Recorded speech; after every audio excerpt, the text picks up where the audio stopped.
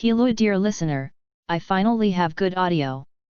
Adobe Audition didn't ruin recordings, and the editing process has been streamlined, making the podcast sound good and work good. The echo is basically gone and no weird drop in Robo Vince's mic quality. Enjoy the first truly great episode of the VR Shiz show. Alright, and we are live with a brand new episode of the VR Shiz show. As always, I am your better host, Richard. And I'm just here, Vince. You're not a host anymore? You said the better host, and I got offended.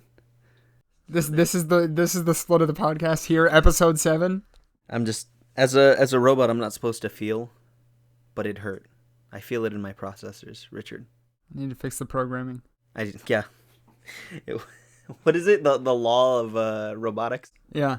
Yeah, I just wrote the fourth law. There was only 3. Now I just wrote the 4th one. You don't hurt a robot's feelings during a podcast. That's very specific. Yeah, because it's like Telltale Games. It will remember that. Anyways, I think it's time to start the podcast with some. You did say we needed a soundbite for media and consume, so if you want, I can try it right now. Oh, I was going to record it at some point. I've just been lazy and not doing it. As most of this show has been, for anyone who listens regularly knows that I am just lazy when it came to it, and it took me, 4 episodes to actually commit to somewhat editing. So probably the next 3 I'll have like a nice media-consumed voiceover that I'll actually put like reverb and cool effects on and stuff. I mean, I could still try my hand. So all right, fine, Vince, do it. Media consumption. All right, now I'm gonna give it my go. No, I felt it. I know what you were trying to do. I get it. I know what I'm capable of, but I was like going in the wrong part of the throat with that. No, that's all good. It's all good. Go ahead. Media consumed. Okay. I like that one. Or man, I used to do a voice that it was real good. I'll have to remember it when I'm actually recording it, because I can guarantee we're not using either of these. No, 100% not. 100% not. We'll do something cool later. Yeah.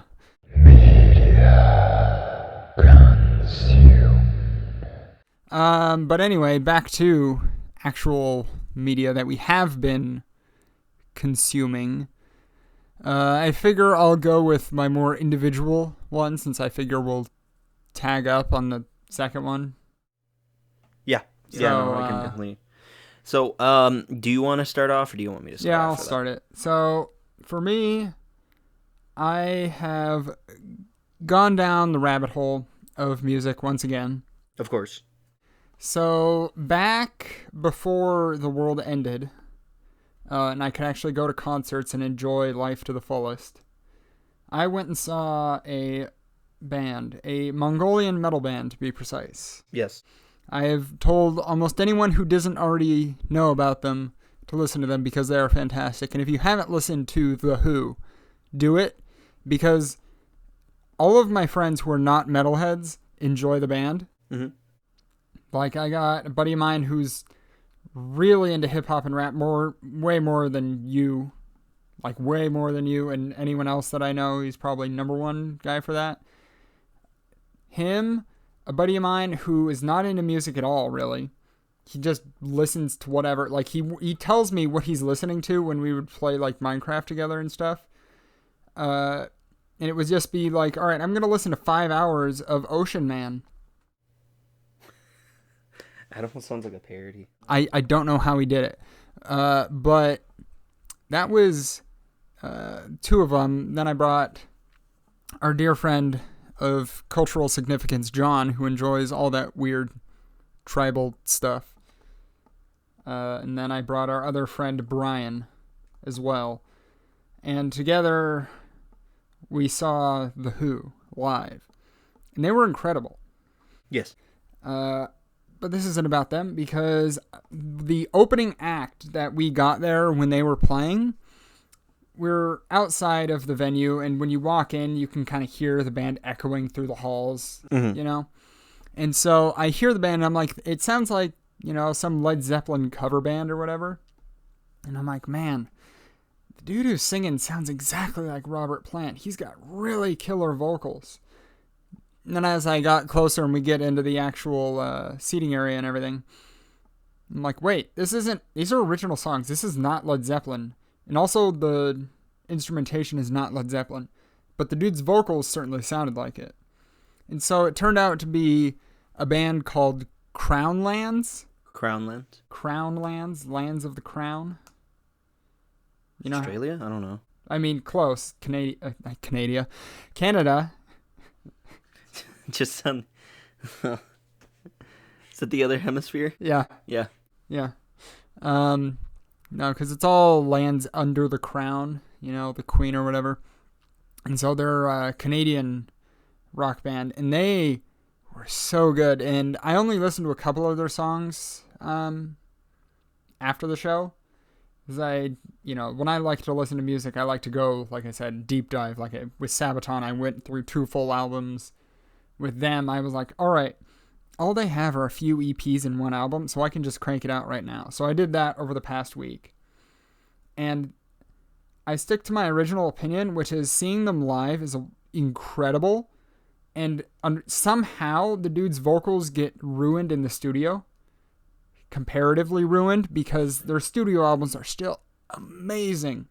But it's unfortunate that it's not as good as the live. With the reverb and everything. It was just so good. The dude's vocals were incredible. But, so I went and listened to all that they had. Went on their website and everything. Started to learn about them and all the stuff like I like to do. And I think they said it best on their website, that they said they wanted to play music that sounded if the White Stripes covered, oh gosh, what's the stupid... I can't think of the band with drummer Neil Peart and Geddy Lee. Good grief. I feel I need my musical knowledge stripped of me because I can't think of the stupid band. They're another Canadian band. Rush! Thank you. Just looked it up. Thank you. I'm like, I can do this. Yeah, they said it would be if the White Stripes covered Rush, which is a pretty apt comparison. Okay. They definitely share a similar instrumentation to your favorite musician, Sean James. Kind of that bluesy, folksy kind of sound with their instrumentation. Sometimes they go more into the blues, sometimes it's more into the rock, sometimes it's very, very folksy and acoustic with it. But they're all around just an incredible band. It's only 2 guys, too. It's the drummer who sings and the guitarist, and they both have hair that puts anyone on earth to shame. Okay. They got long, luxurious manes, and one of them has a real big beard. But they're Crownlands, and they talk about, I don't know, the tribes of Canada or something that they care about. That's their big shtick, and I'm like, all right, that's cool. Because I know that as much as the U.S. Dealt with the American Indians in a less than ideal way. Yeah. Canada really screwed the pooch. Yeah.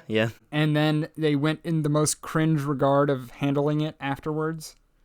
Because I think both Canada and Australia do this thing where it's like, we recognize the tribal land ownership, but we're going to use it anyway, sucks to suck kind of thing.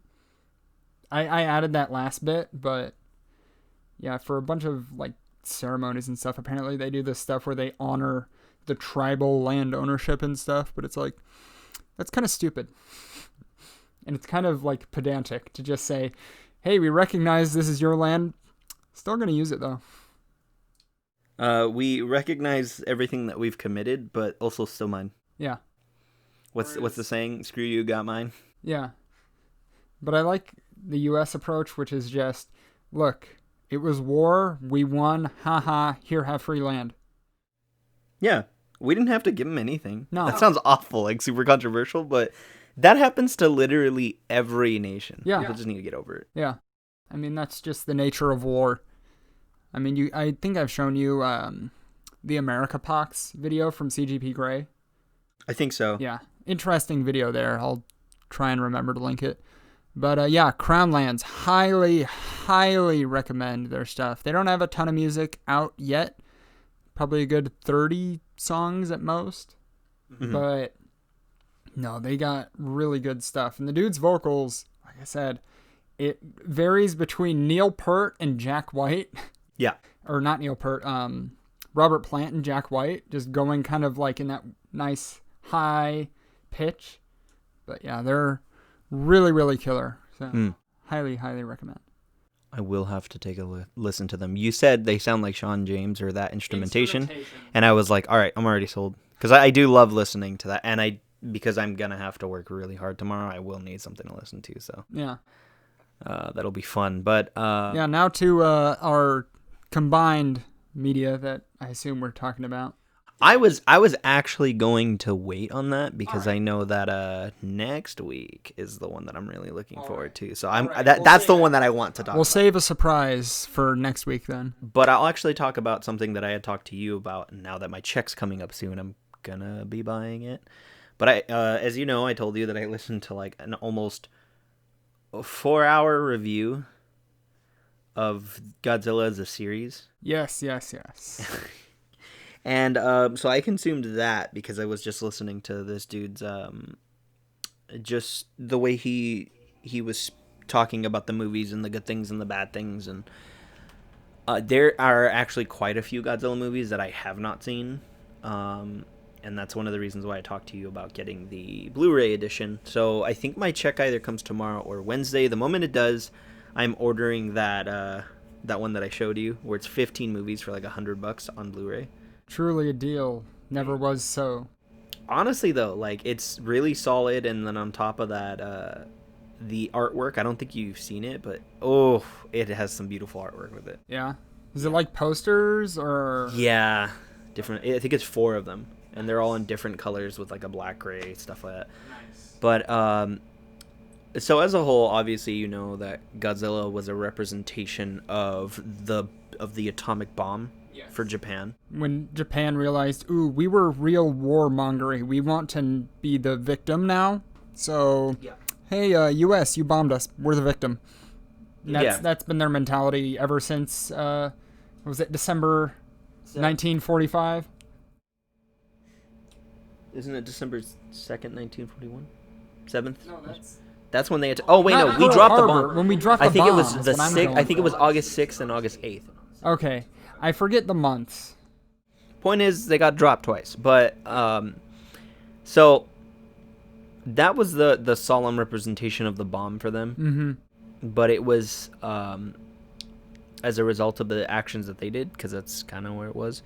Now, we could go on a whole discussion about the history and justifications. I'm only going to touch on the first Godzilla, because that's kind of what got me into the rest of it. Mm-hmm. But if you don't know anything about that series, the first Godzilla was so expensive that it basically bankrupted Toho. But it was so successful that not only did it bring them back from the brink of bankruptcy, but it also funded the powerhouse that was Toho, because they've been making monster movies since, I think, the 1950s. It's just like that Fire Emblem game where they said, this is the last one. Yeah. And then it made so much money, they're like, just kidding. It's probably Awakening. I think it was probably Awakening. Yeah. It was the only one that I've actually played, so. Was it the one on the DS? 3DS. Oh, then it's Awakening. Yeah. Yeah, oh god, that's the one. I played the other ones on the Game Boy Advance, which I loved. Yeah. But Awakening's probably my favorite one. It's a good story. Made me cry a few times. Lucina, best girl. But anyways, so Godzilla, you know, it was one of those movies that was so freaking successful that it brought that company back, and you know, now Toho is just making movies. And now, if you don't know, Shin Godzilla, one of the other ones that I'm going to buy, that one was directed by the guy who directed Neon Genesis Evangelion. All right. And it won a bunch of awards. Yeah. In Japan. Mm-hmm. And it was considered the best movie of, I think, last year. Yeah. Yes. Okay. Yeah, I did hear about this. We're going to have to watch that because I have not seen it yet.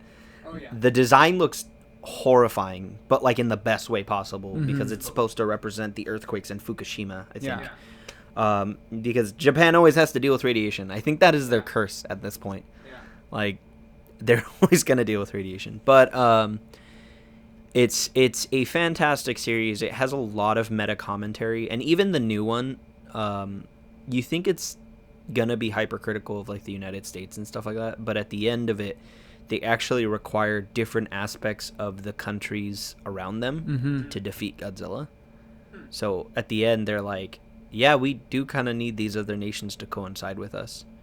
Which was really weird to see in a movie about Japan, because you'd think that, With their attitude. You think they'd be like America in every American-made movie, where we're the saviors, and, but no, they were like, yeah, no, we need help.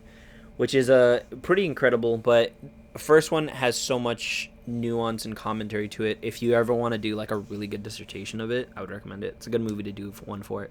Right. But one of my favorite things is watching the movie and then watching the commentary on it.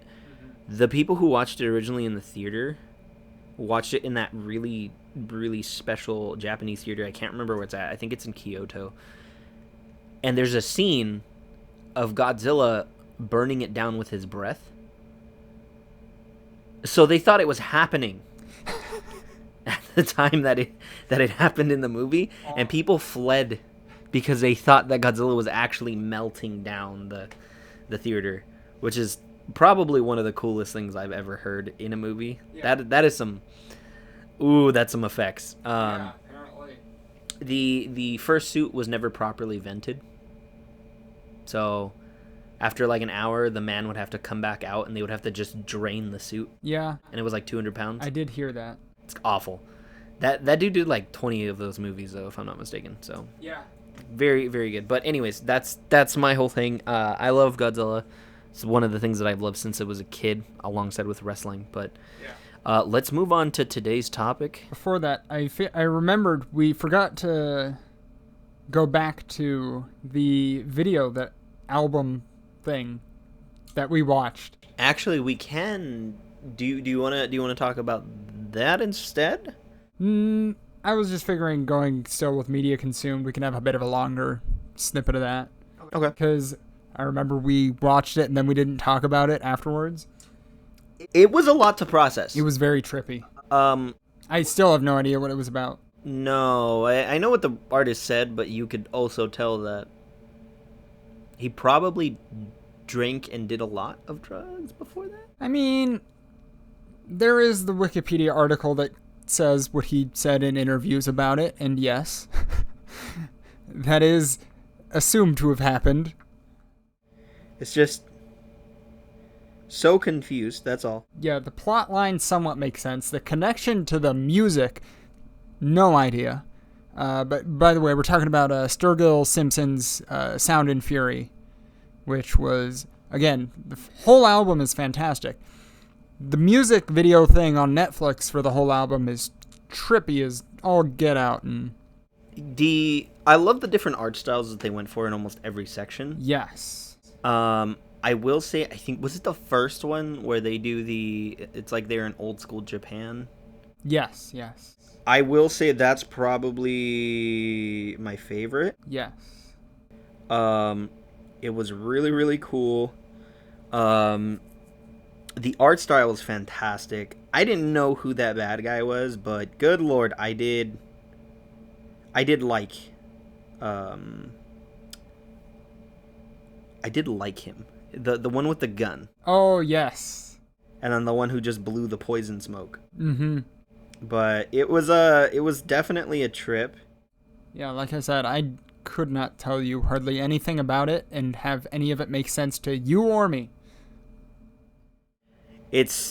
We tried to process it because we were gonna talk about it, and I don't think either one of us could, because I think we played Smash after that, right, for like an hour, and we were just looking at each other. I'm like, I still can't process this, dude. Yeah, I mean, like I said, it was just like, wow, that was some emotions. I don't know which ones. It was literally just an AMV. It was just an animated music video.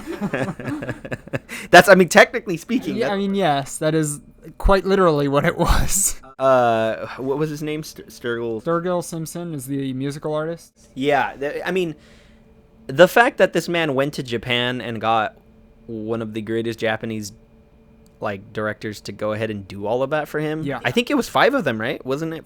That was his goal. I don't know how many he got. I think it was more than one, though. Yeah. Because I did see a few different names. It was definitely a trip. The visuals were really cool.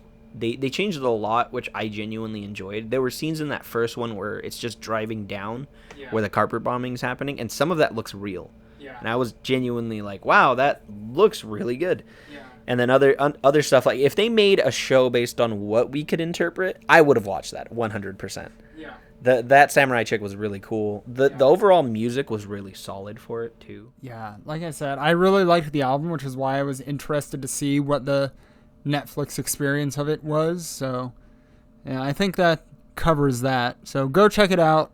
It's good stuff. But yes, back to the topic at hand. I'll let you introduce that again. The topic at hand is for the mediums that we got ourselves into. We don't have to talk about all of them because we will be here for a long time. This is something we can probably revisit for various. We can talk about 2 of them each. I think that'll be good. I mean, I'll probably just go with one. Yeah, for how long one is fair. What is one thing in a medium that you enjoy that introduced you to it and caused you to love it? So I would say, kind of going back to topics we've touched about with game mechanics and things like that. Okay, so we're talking video games. Yeah. What is a video game that introduced us to the things that we love about the video games that we love? For me, it was 100% FTL, because I had always been like, I like the look of fantasy. I like the look of all of that with dragons and monsters and stuff. But FTL made me realize a lot of things that actually I really, really like. Sci-fi is the main one. Considering the movies that you genuinely enjoy, that makes a lot of sense. Yes. Like, I used to be all about like a lot of like childhood fantasy books like Guardians of Gahul, where it's knights that are owls and weird stuff. That's a great children's series if you're raising a child. Telling you. Or middle Artemis school. Fowl. Artemis Fowl is a fantasy and science fiction. Fantastic. I'll have to check it out. You will. I'd 100% recommend. Don't watch the movie. Okay. Just 100% recommend the books. At least the first 4. Uh-huh. The 5th one's pretty solid. 6th one's pretty solid. So would you say it's sci-fi fantasy or more high fantasy? Like Star Wars is high fantasy with, the monsters and the Force being like a magical element. It's definitely fantasy. Okay. But there are aspects of the fantasy that are grounded within science. Okay. So, you think that fairies are all magic, but it turns out that they're just like 100 years ahead of humanity in terms of technology, but they also happen to have magic. Okay. So it's pretty cool. Each race is explained differently, things like that. Mm-hmm. The character is established as not a good person initially, and he just gets this massive arc from all 8 books to being decent. Mm-hmm. Not everyone can be a good guy. Sometimes the best you can do is be a decent person. Yeah. That's all you can do. And then just there's a lot of other things that touch on different things that I would recommend. But anyways, you were talking about Faster Than Light, FTL. So yeah, it, like I said, it inspired me to really like latch on to sci-fi in a really interesting way, because again, for me, world building is everything. Yeah. And that's what the game really does, is it sets the tone of the world, because as another thing that I'll touch on when I get to the mechanics of it is the fact that it is a roguelite, so you're replaying it over and over again at the same story. Even when you beat it, you're beating it again in different ways with different characters, but it's the same plot. Mm-hmm. And so that kind of ambience and the science-y fiction vibe that it has and everything, really, really, really dug that. And the writing for it is pretty solid, because you deal with a lot of different characters and events and things that it doesn't show you, it's telling you, because there's only so much that it can do with the scope of its gameplay that it even goes for. I mean, but showing not telling is a very important aspect. Yeah. Of just writing in general. Mm-hmm. And I got to play the game. It was a game that I did want to play for a very long time. You had me play it. Yeah. No idea what I was doing the first time. Kind of know it. I think my 3rd run is the one that I did pretty dang well. That's because I actually started to tell you things. Yeah. That second one went as bad as it possibly could. Yeah. Yes. I still remember it. I'm never gonna forget that run. But I will say that it definitely does the showing not telling thing very good because very well. God, that was awful. Very well because it's one of those things that sometimes it's more effective to let the person who's experiencing it fill their imagination. Mm-hmm. Because it's so much more effective sometimes. Yeah, like it walks that line in very great ways of like with everything that you're playing and seeing on screen is very much show don't tell, but for the dialogue of like certain events that are happening to kind of fill out the world, it's very much tell and we can't really show. Yeah. But it does that very, very well. And so back to the other thing that it really, really got me to enjoy is roguelites, because that was one of my first PC games after Minecraft. Because, like, I had always been literally just handhelds like Game Boy DS and stuff. Then I got Mac in middle school, played Minecraft and nothing else on that because that's all it could handle, barely. It could barely handle Minecraft. And then after that, it was FTL. Like, once I built my computer, I'd play Minecraft, and then, Steam and a buddy of mine, before I even got my computer, introduced me to it. He was like, hey, FTL is this great game. Had me play it, same thing. Except both of us were stupid and didn't know what we were doing. So whereas I was able to tell you how to improve, we were both just like, all right, what are we doing? What are we doing? And so with that, it's kind of important in that regard too, because it did shape what I find interesting on PC. So again, roguelites, like I've mentioned, I love that mechanic because of what it forces you to do, which is get better at the game because the game's not getting any easier. Adapt, right? Yeah. Like, I mean, I know that other games have that kind of mentality as well, but they don't implement it in the same way. Like, I think I mentioned Fury a while back and how in that game it's, you're going to face this boss and eventually you're going to learn the mechanics. Whereas roguelites are, haha, you still haven't learned the mechanics. Here, start over. Yeah. Keep starting over. Until you get No, not at the spot where you were. No, you got to go all the way back. And I just love that. As well as a lot of roguelites have permanent unlockables as you go along. Yeah. Whereas, like in FTL, it's you unlock a new ship sometimes. Things like that I really love. And I mean, I've been playing Into the Breach a lot again. With it's the same developer. Yeah, that's right. It's a more turn-based. It's a more polished game, but I don't enjoy it as much. It's definitely, I'd give it a 9 out of 10 if FTL is a 10 out of 10 in my book. Okay, fair. And so, again, and then that also really inspired me to really dig deeper into video game music with FTL, because the composer, I think I mentioned, Ben Prunty, is so talented in how he writes music. And it really got me to think about, this is stuff that I want to listen to when I'm not just playing the game. Whereas before, it's like, I'd always just mute soundtracks in games. Unless it was like Pokemon or, again, all the handheld stuff where I'm like... Yeah, Nintendo does have some consistent bops. Yeah. I will give them that. Yeah. So it was kind of a lot of things that it got me to care about within video games. And even a little bit, again, with regards to sci-fi and stuff, even beyond video games in a sense. But yeah, FTL's favorite game for a reason. That's fair. That's definitely fair.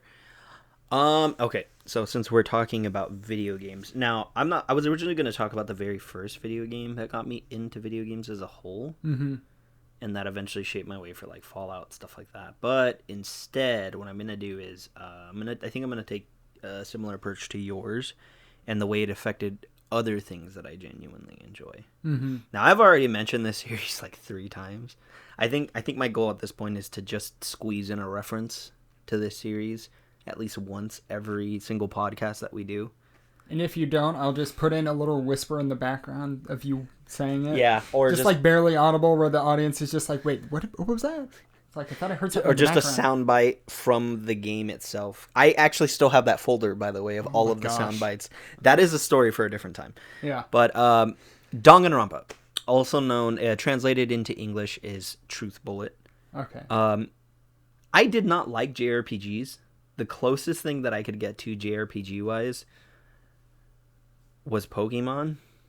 Yeah, but I mean everyone. Yeah, that should tell you how much I love I love Western RPGs. Like even the isometric stuff, Wastelanders, what's it called? Mass Effect, the Fallout series, like games like that, absolute slut for. Just will play them anytime. I didn't like Skyrim that much. Still poured 200 hours into it. Yeah. It's a great game. It's just I preferred Fallout over that. I preferred the science over the fantasy. So I get, but I really tried to get my hand into JRPGs. If any of the people in my Discord or my Instagram followers hear this, they're gonna just shame me forever. I tried playing Persona 5 and I got burned out. And I was just like, this is an okay game. That's fine, I guess. Whatever. That was it. Yeah. I couldn't get invested too much. But then I had already played the first two Danganronpas, which is Danganronpa Trigger Happy Havoc and then Danganronpa Goodbye Despair. And then the third one came along. Now, these games are visual novels, basically. It's just mystery and then court scenes where everything is intense and you have to figure out, who killed who. And there are mechanics to that. I'm not someone that like, wow, the mechanics of this game are so great, because it's literally just figure out where the lie is and click on the lie. Like that's pretty much it. But the music for it is fantastic. The overall characters for every game are pretty solid. The third one does have my favorite cast of characters though. And that ending was an absolute gut punch.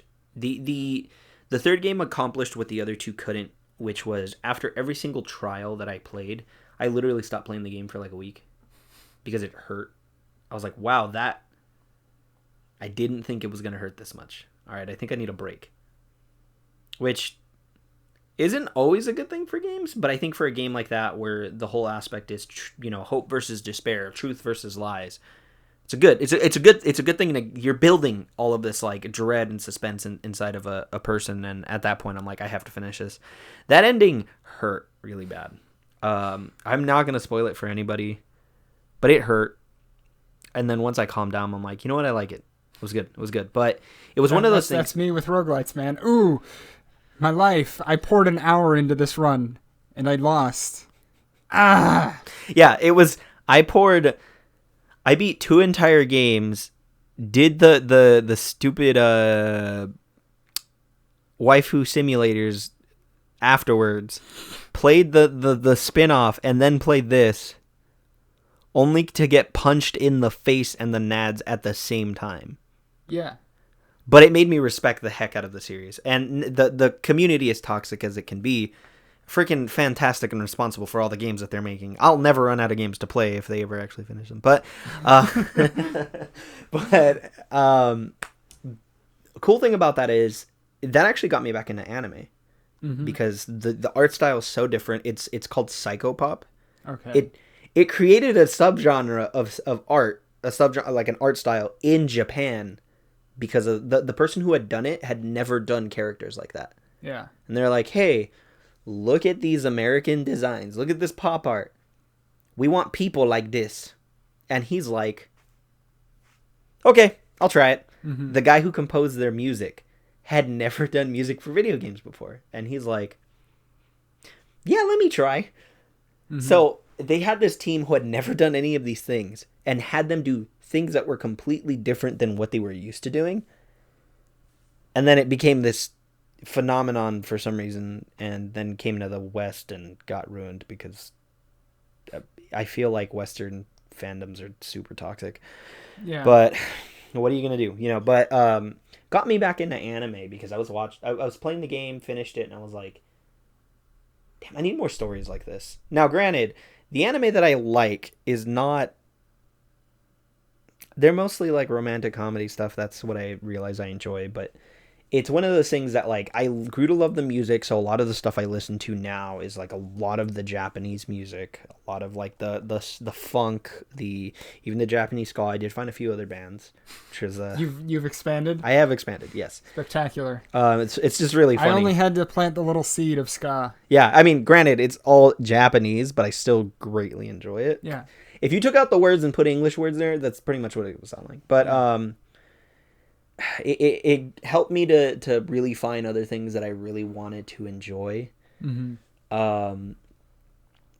Just like, I think that was after that I started watching like Shield Hero, things like that. Like, oh man, like I love stories like this where it's like a subversion of expectations. Yeah. And I found a bunch of them. I got introduced to Konosuba, and it was all over from that point because that was like my favorite anime for like 3 years, and I told everyone about it.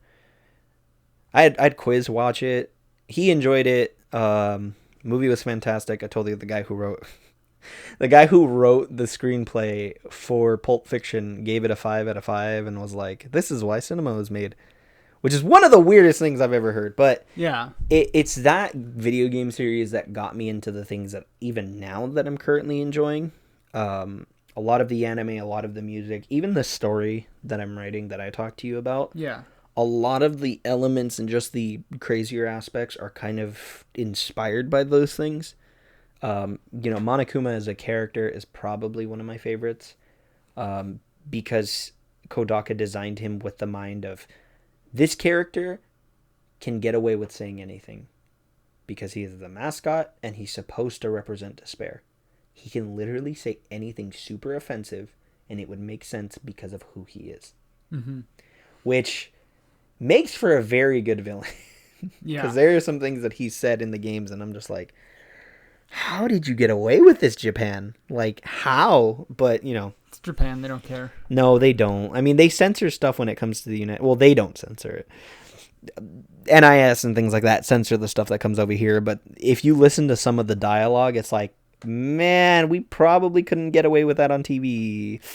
Yeah. But yeah, it's something that helped me to grow to love a specific aspect of Japanese culture. I grew up loving, stories about samurai, the code of Bushido, things like that. Yeah. My dad and I used to just study warriors in general, but the Japanese have always fascinated me. Then grew to love Godzilla, then all their games, and now I am here. Yeah. Whoops. But it's something that I genuinely enjoy. And I think it will continue to shape the way I enjoy things, honestly. So I can pin the blame on this game for turning you into a weeb? Yeah. Once you eventually see the game for what it is, you'll probably hate it, and I think that's going to bring me the greatest joy. The game it doesn't pull punches. Yeah. It is definitely, there are certain things that are awful about it. Like I said, the third game